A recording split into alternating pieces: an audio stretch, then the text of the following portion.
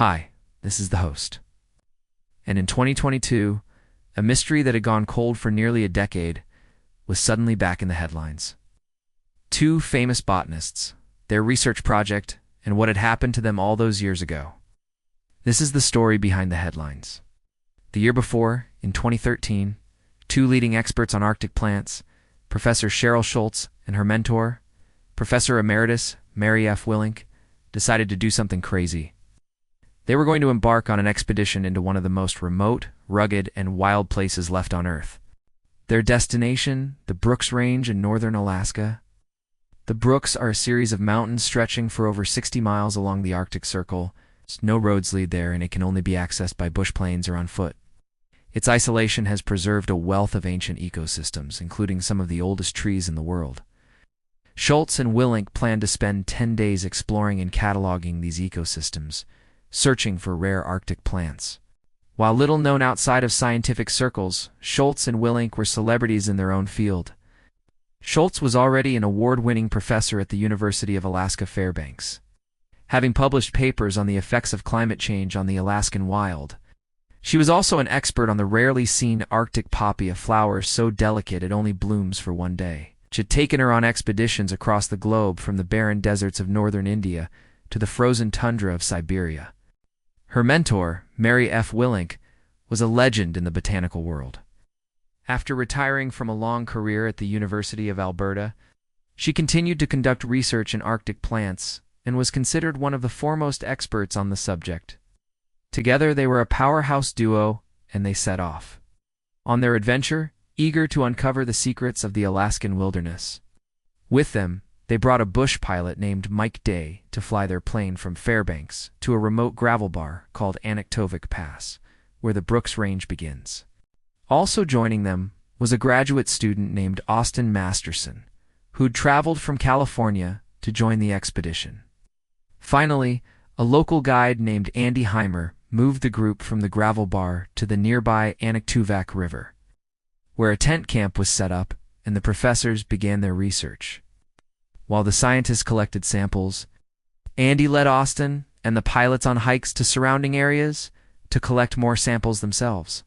By all accounts, the first few days of the expedition went well. It was hot, sunny, and dry, perfect weather for exploring the Alaskan wilderness.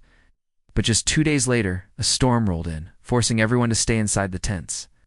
Rain lashed against the canvas, winds howled, and the river rose. Then, just as quickly as it started, it stopped. The sun came out again, the birds returned, and the river receded. When the professors went to check on their equipment, they found that the rising waters had swept several hundred feet of riverbank away, taking their gear with it. All of their supplies were now floating hundreds of miles away down the river and out to sea. The professors did the only sensible thing they could and contacted Andy over the radio to see if he could recover any of the lost equipment. He agreed and set off in a small motorboat to try and locate their gear. Meanwhile, Cheryl phoned Mike, the bush pilot, and asked him to come back to the river mouth to see if he could spot anything from the air. A short time later, Mike found a red backpack floating in the sea. He pulled it from the water, stowed it in his plane, and headed back to the river mouth, where Andy had managed to recover even more supplies. There they met up and discovered the rest of the team. As they unloaded the plane, they noticed that the red backpack wasn't theirs. It belonged to Mike, who must have dropped it while loading up. Inside, they found his journal, which contained entries describing everything that had occurred since they arrived. Reading through it, they realized that not only was the backpack not theirs, neither was the plane. In fact, the entire expedition had been a sham. Neither professor nor student had ever hired Mike to fly them to Alaska. He'd simply shown up, claiming to have received an email from Cheryl asking him to fly them to the Brooks Range to pick up some samples she needed. But no such email existed, and Cheryl had no idea who Mike was. Worse still, they had almost run out of gas, and there was no way they could contact anyone for help. They were stranded. Faced with this disaster, the four of them made a plan. Mike and Andy would set off downstream to search for a place where they could land the plane. Meanwhile, Cheryl and the students would hike to higher ground to wait for help to arrive. But shortly after the professors and students parted ways, things took another unexpected turn. While hiking, Cheryl and Austin spotted a cabin in the distance. Overjoyed, they raced toward it, hoping that someone would be inside. But when they got closer, they saw that it was abandoned. Though empty, it did have some food and supplies, including extra batteries for Cheryl's radio. So they decided to wait for the others there. Meanwhile, Andy and Mike hadn't been so lucky. They searched desperately for somewhere to land the plane but couldn't find anywhere suitable. Just as they were about to turn back, they spotted a clearing and landed the plane in it. As soon as they stopped the engine, though, armed men emerged from the bushes pointing guns at them. They were being arrested. It turned out that the plane they'd stolen belonged to the U.S. Fish and Wildlife Service, and the agents had been tracking them for weeks. Turns out Mike had scammed many other people in the same way, stealing their money and equipment, and then abandoning them in the Alaskan wilderness. Once they realized he wasn't going to be caught, Mike had fled, leaving Cheryl, Austin, and the professors to face the consequences alone. For his part, Mike Day pleaded guilty to first-degree theft and was sentenced to 90 days in jail and for years probation. As for Cheryl and Austin, they were charged with criminal trespass and pleaded guilty. However, due to the remoteness of the location, the judge decided to suspend their sentences, fining them instead. Still, they'd been charged with a crime and their careers were in jeopardy. Then, just as abruptly as it had begun, the case was forgotten. With all the evidence stored in that red backpack, the professors never followed up on the charges or tried to get them dropped, and the fines they'd paid were never refunded. Everyone involved moved on with their lives, and the case was closed. That was until recently when a hunter named Mark Mitchell was wandering through the Alaskan wilderness when he came across a moose carcass.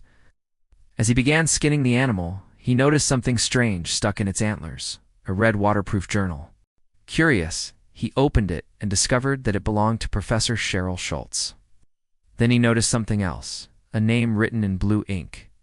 On the next page, Mary Willink. He reached out to the authorities, who then contacted the university, which in turn contacted the professors. Upon hearing the news, they immediately flew to the area and confirmed that the journal was indeed theirs. Although water-damaged, the journal appeared complete, containing every entry they'd made during the course of their expedition. For the first time in 9 years, the professors had answers. And although they learned nothing new, the discovery gave them closure. After reading through the journal, they burned it to return the professors' remains to their families. The local officials decided to search the area, but after several days and numerous volunteers, they found nothing. Today, the professors remain missing. Whether they were murdered by the agents after landing the plane, or whether they died of exposure after being abandoned in the Alaskan wilderness, will never be known. All we know is that in the early hours of August 2nd, 2014, the storm hit and the two professors were never seen again. So what really happened to Cheryl Schultz and Mary Willink? Join me next time when we continue the hunt for the missing professors. In the meantime, don't forget to like and subscribe so you won't miss a single video. See you soon.